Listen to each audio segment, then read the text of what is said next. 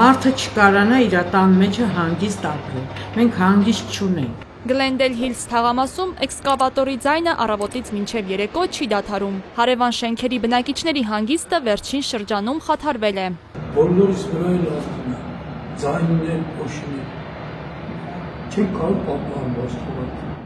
Արգիշտի փողոցի շենքերից մեկի բնակիչը պատմում է, երբ բնակարանը գնել է, տեղյակ չի եղել, որ շենքին այդքան մոտ նոր բնակելիներ պետք է կառուցվեն։ Բնակիչների համար նոր շենքի կառուցումն անակնկալ է եղել։ Ես լսել եմ, որ այդ շենքը, որ սարքել, հենց անմիջապես կողքը նորից են սարքել։ Դե արդեն քաղաքապետարանը պետք է որոշի։ Ճարտարապետական լուծումներ։ Գրասենյակային այս տարածքի աշխատակիցներից մեկը նշեց աղմուկի ու փոշու պատճառով պատրաստվում են նոր գրասենյակ վարձակալել, իսկ բնակիչներից ոմանք էլ ասում են ճարահատյալ հարմարվել են այս վիճակին։ Սովորել ենք արդեն։ Դժվար է, հիմա արդեն ոնց ընտելացել ենք, որովհետև ուրիշ ելք չկա։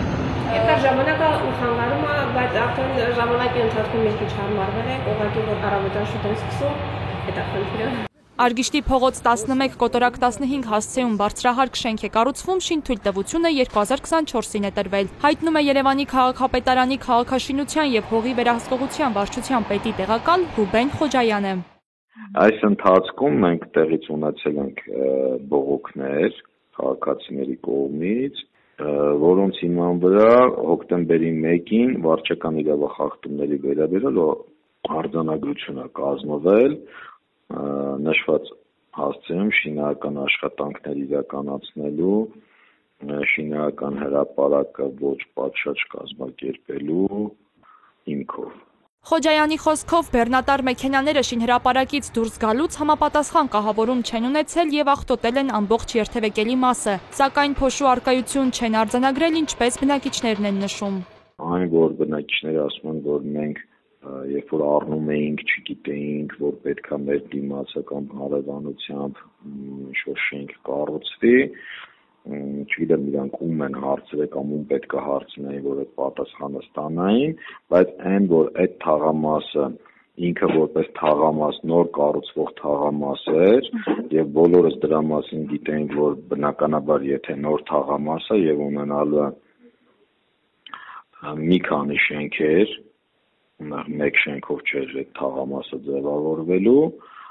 հետևաբար կարծում եմ, որ բոլորի համար ակնհայտ էր, որ այդտեղ տրամաբանության մեջ այո պետքա կառուցվեր։ Քաղաքապետարանի պաշտոնյայի խոսքով այս պահին այլ շենքի կառուցման ծրագիր չի քննարկվում, իսկ Գլենդել Հիլսում նորակառույցի շինարարական աշխատանքները նախատեսվում է ավարտել 2028 թվականի դեկտեմբերին։ Շինհրապարակում նորմերի չպահպանման արձանագրության պարագայում կառուցապատողը տուգանվում է 70-ից մինչև 100,000 դրամի չափով։ Այս դեպքով էլ քաղաքապետարանը արձանագրություն է կազմել, թե որքան կկազմի տուգանքը դեռ որոշված չէ։ Ակնհայտ է, որ այն չի կարող գերազանցել 100,000 դրամը, ինչը չնչին գումար է խոշոր կառուցապատողի համար։ Անպատասխան է մնում նաև հարցը, ինչ ազդեցություն կարող է այն ունենալ շրջակայքի բնակիչների հանգիստը խաթարող աղմուկը կանխելու հարցում։